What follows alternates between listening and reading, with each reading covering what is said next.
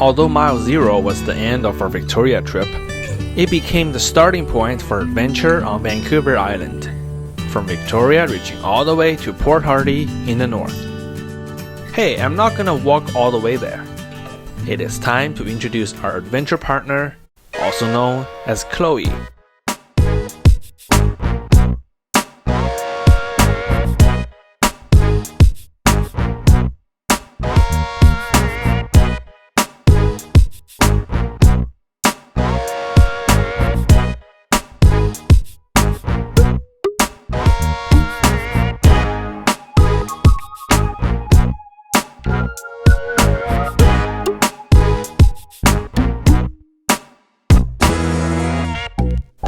Our first stop is Duncan in the Cowichan Valley. Yeah, even the McDonald's on Vancouver Island has totem poles. This gotta be the largest hockey stick I've ever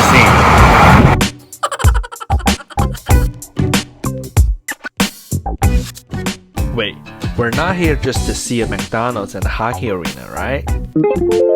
Right now I'm at the Kinsol Trestle, so this is the place that's just about 1 hour drive north of Victoria. So what is special about this place? Well, you'll find out. Let's go.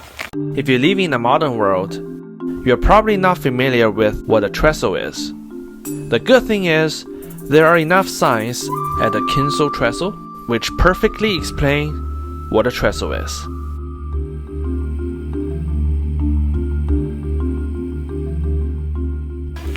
Here are some huge wooden planks, presumably from the trestle itself.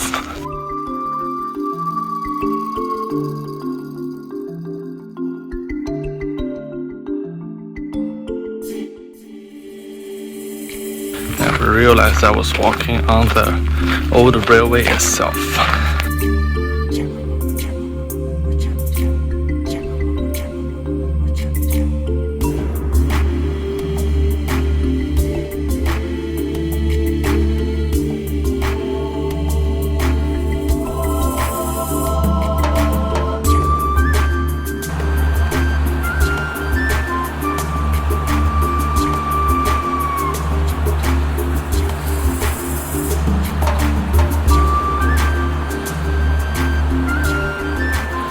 Yeah, so essentially the trestle is like a railway bridge because there was a little creek that goes through two sides of the railroad, so they have to build a bridge to fill the gap. And that's how and why this trestle was built. But now, as you can see, the railway has long stopped its operations, so now it just became a park and attraction for everyday people like you and I to enjoy.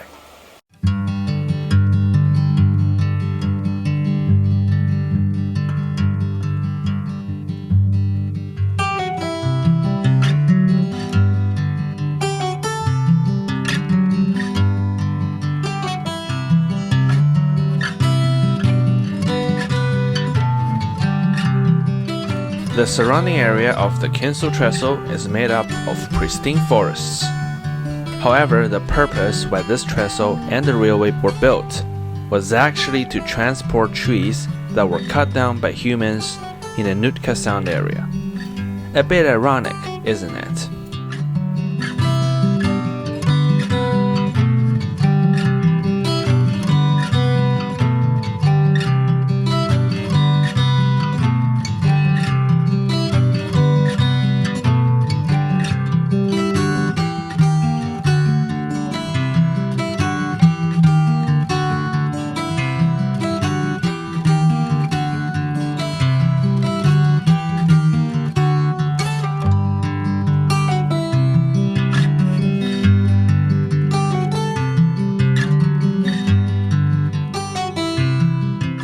The Kinsol Trestle is a quick stop before we head further north. Along Highway 1, you'll see many towns that were built because of the logging industry. Our next stop is a former logging town turned tourist attraction, Chemainus. Chemainus was a booming logging town when it was first founded back in the 19th century. However, the logging industry has seen a significant decline in the modern era. which resulted in massive closures of mills and waves of unemployment. Yes, it did happen to the residents of Chemainus as well. In a last-ditch effort to save the town's economy, the town council decided to transform Chemainus' resource-based economy into a tourism-oriented economy by transforming the town itself into an open-air gallery for wall murals. Yeah, so all you have to do is you follow these footsteps. They're gonna take you to all the murals in Chemainus.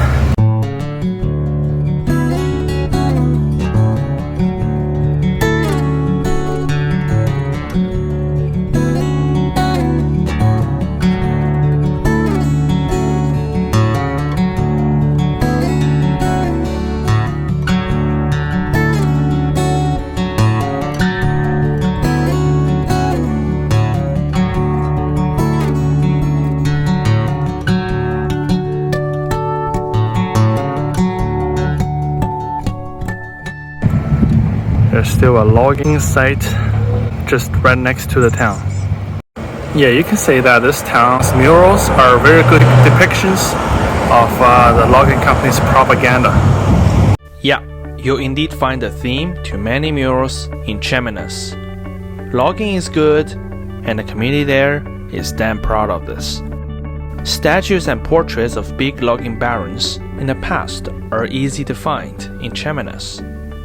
Many see logging as a traceable tradition, a history that provided people good-paying jobs and was responsible for much of the development on Vancouver Island. Throughout the island, you'll find tourist attractions that are related to the logging industry. Because of logging, a railway that served both the logs and passengers was built between Victoria and the Comox Valley. Following the railway, we'll reach another town with lots of characteristics, Ladysmith.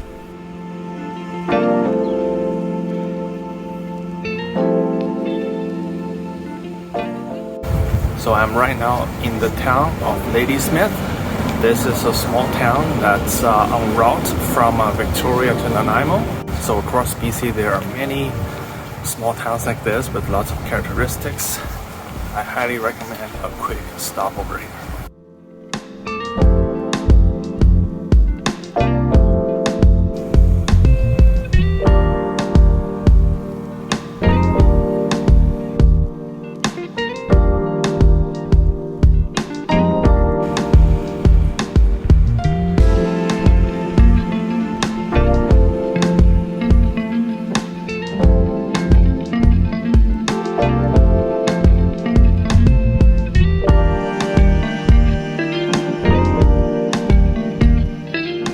North of Ladysmith is where I'll be spending the night, the harbor city, Nanaimo.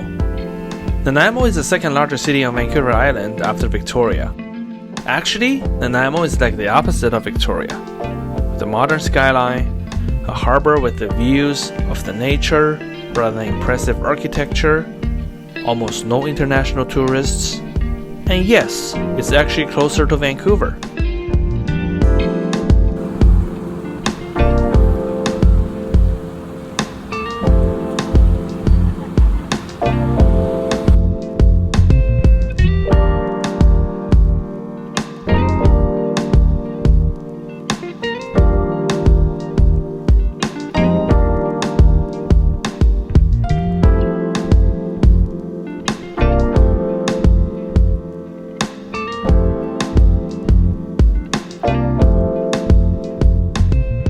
No wonder it's called a harbor city. See how many ships.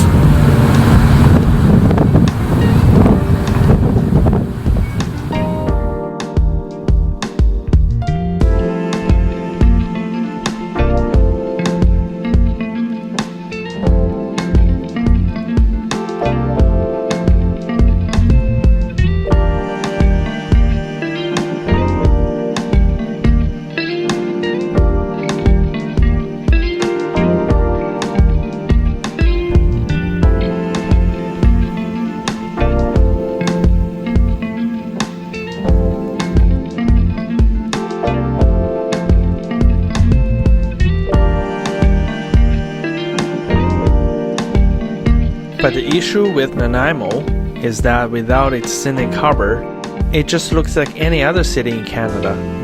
I followed the signs that visited the so-called historic downtown. The result? The area is just 2 blocks in size, and only a handful of so-called historical buildings were there.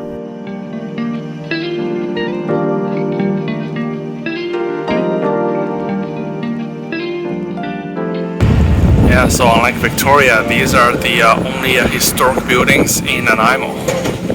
There's also an old one here, and they're gonna demolish it. Hey, actually there is one thing Nanaimo is very famous for. You've probably heard about it even though you've never been to Nanaimo. It's called Nanaimo Bar. So what exactly is a Nanaimo Bar? By the way, this is a multiple choice question. Here are your choices. A bar in Nanaimo. B. Iron bars that prevent people from accidentally slipping into the ocean. And C. This. I looked up the official Tourism Nanaimo website for recommendations. Funny thing is that I couldn't find anything in downtown, so I drove all the way to the suburbs to test out this Nanaimo specialty. Alright everyone, so I just went to get one Nanaimo bar. Actually the classic one is so popular that they actually sold them out, so I got the peanut butter alternative instead. Funny thing is that most of the businesses in downtown Nanaimo for some reason aren't open, and then so I was able to find this place. It's called Hearthstone Artisan Bakery here in the suburbs, very close to the highways. I mean, this place was recommended by Tourism Nanaimo. I guess you can't go wrong with that. Yeah, that being said, so here's a Nanaimo bar. I've had in other places before, but hey, it's the first time I have it in Nanaimo, so let's find out.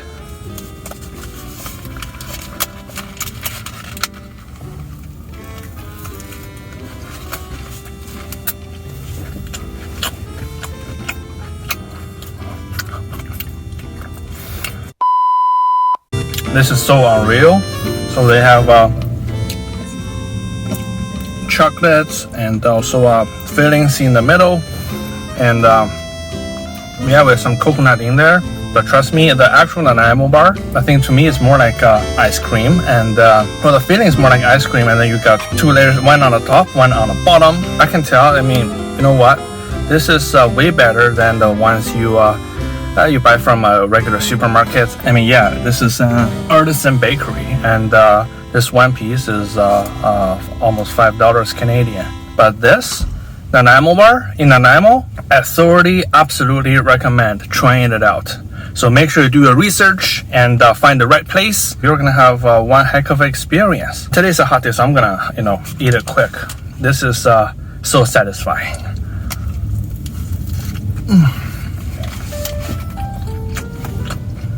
For the night, I found an Airbnb in the outskirts of Nanaimo. It's very simple, yet feels like home. And also because it's very affordable.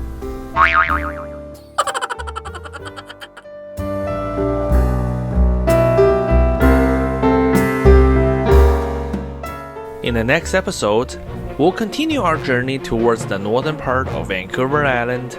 Stay tuned.